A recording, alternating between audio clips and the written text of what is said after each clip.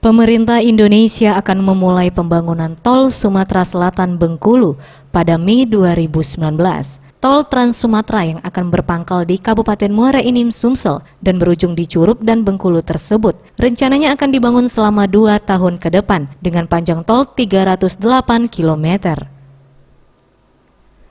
Terkait hal tersebut, Menteri Perhubungan Republik Indonesia Budi Karya Sumadi mengatakan, untuk groundbreaking sendiri masih belum ditentukan waktunya.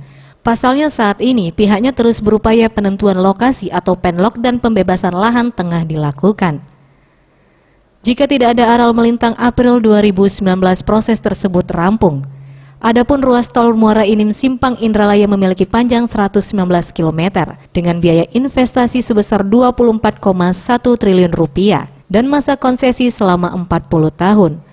Sementara itu ruas tol Muara Enim Lubuk Linggau memiliki panjang 114,5 km dengan biaya investasi sebesar 23,7 triliun rupiah dan masa konsesi selama 40 tahun.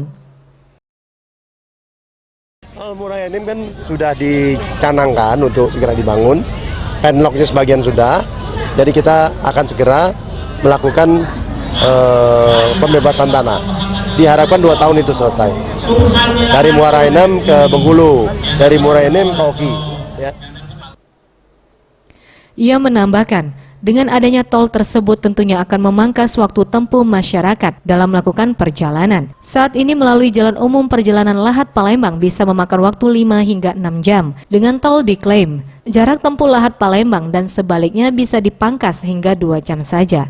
Tim Liputan Sriwijaya TV.